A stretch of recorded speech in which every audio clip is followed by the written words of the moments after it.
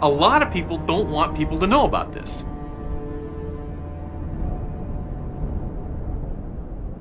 It's not a normal movie in the sense that it's not fictional.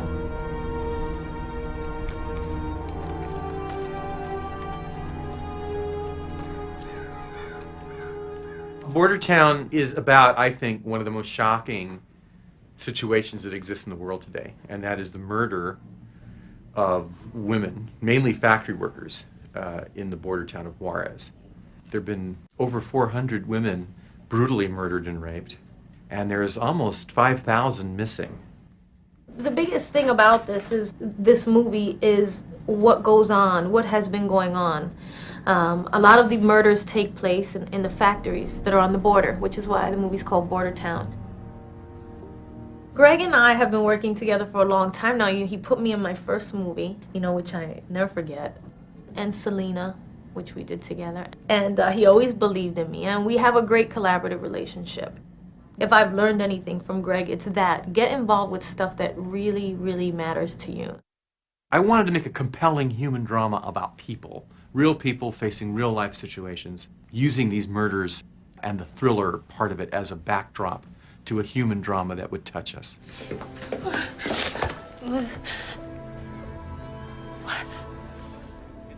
Obviously, I have a very long working relationship with Jennifer. And, she got involved in the project kind of early on because she was very compelled by this character. And as we wrote it, she brought a lot to the dance, and I rewrote it with her. There were certain surprises for me because Jennifer wanted to do certain things with the character that I never thought, she would want to do. Foreign correspondent? How about that? And so she was ready to do something challenging. Unbelievable. Yeah, your first It assignment. would allow her to kind of spread her wings as an actress, because it's a very difficult part, and deal with something that she felt real strongly about, which is the women of Juarez. It was pretty easy meeting for him because once I heard what was happening down there, obviously, and all of the atrocities and everything that was going on, I just felt like, I was like, we have to make this movie. He's like, I know! We have to make this movie. Okay, we ready here? The way we had to shoot the film was interesting because initially we were going to shoot it all in Mexico, and then there were so many problems and it got so dangerous that we couldn't shoot it all in Mexico, and we did shoot a lot of it in New Mexico. But we had to go to Mexico to shoot part of the film. We couldn't go to Juarez because that was far too dangerous. So the way we did it was we shot in Mexicali and Nogales, and then I sent a second unit in Juarez itself. And it was all intercut together so that it all looks like it takes place in Juarez. It wasn't necessarily that easy when we were shooting in Nogales with Jennifer. There were people that didn't want us to be doing the movie, but also because so many people just wanted to see Jennifer Lopez. There was a scene in which there was like 10,000 people crowding the streets. There's people up there gawking, staring right down the barrelhead. She's got to move, that lady. So that scene of her running through the streets of Juarez chasing a bus was one of the hardest scenes to shoot. She was very courageous in doing this movie. We had death threats, and it was scary at times. They had a guy who appeared on nationwide television in Mexico. In shadow, we didn't see his face. Saying that if we shot the movie at the border, that they were going to kill us. Let's get her back to your house. I play a reporter named Adrian, who gets a story to go down to Mexico and write about the murders that have been going down in Juarez. And I think with this character, who's a very strong person and who kind of is very ambitious and know what she wants and is super smart, but at the same time has this empty space inside that needs to be filled that she's not even willing to deal with. Well, you speak enough Spanish. I don't speak Spanish. I don't know anything about Mexico. And this story comes into her life and it takes her there. It makes her face those demons. It makes her face everything that she's been trying to push down for so long, which is the truth about life. When we face our demons, when we face those little blocks, those things that really haunt us, that we're not sure about, that scare us, that's when we're able to grow. For Jennifer to take this on, to do this part, was a very courageous thing. And the second lead of the movie is Eva, the young 16-year-old factory worker who struggles out of her grave and then is motivated to find the men who did this to her.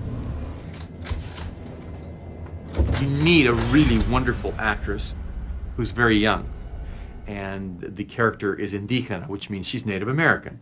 She comes from Oaxaca, and she has been going through a really difficult life. But there is no money here. Finally, we centered on Maya Zapata, Takes everything. who I feel is All the the money. finest young actress out of Mexico today. For us, nothing. The Mexican government has created a situation where they're driving people off their land, and this is what happens to Eva's family, and they have to move. Mi papá se fue para trabajar al otro lado. Hace muchos años que no lo miro. I feel so comfortable. I feel like I was in a good hands to do this movie. To be with a person who really cares about this trouble. I couldn't turn my back on this. I was so moved by it that I wanted to do something about it. So did you read the piece? What'd you think? Best thing you've ever done. It's got something I've never seen in your work before. Some incredible humanity. For her mentor, we asked Martin Sheen to do it, and he loved the script and he wanted to work with Jennifer. Frankly, I couldn't have done a better job myself. They have some big scenes together. Goddamn right I am! You're blaming the NAFTA free trade agreement. It isn't free trade, it's slave trade. It's a goddamn scam. And everybody is making too much money to give a shit about Listen to these me. women. There's a Just minute. reason These are why you very don't read about it serious in the accusations, newspapers. Lauren. In fact, they're damn near criminal. And this newspaper is not prepared to make them, and you sure as hell can't substantiate true. them. This The is North now- American Free Trade Agreement, NAFTA, caused the creation of thousands of factories to be built along the border with the United States and Mexico because corporations could manufacture television sets, they could manufacture computers, they could manufacture leaf blowers, everything imaginable for very cheap, and then bring them into the United States, paying no tariffs or duties, nothing. The factories themselves are manned by women in a weird way. And the reason being is because they don't complain as much, they work longer hours, and so there's tons and tons of factories along the border that have these women, and here is where all of these murders have been taking place. Both governments, the United States and Mexico, are deeply invested with the North American Free Trade Agreement, and they don't want a lot of bad light, shed upon it. And I congratulate Amnesty International for having raised the awareness about this tragedy to actress Jennifer Lopez. And I commend Amnesty International for their extraordinary work. It's a pleasure and an honor that I deliver this to Jennifer Lopez on behalf of Amnesty International.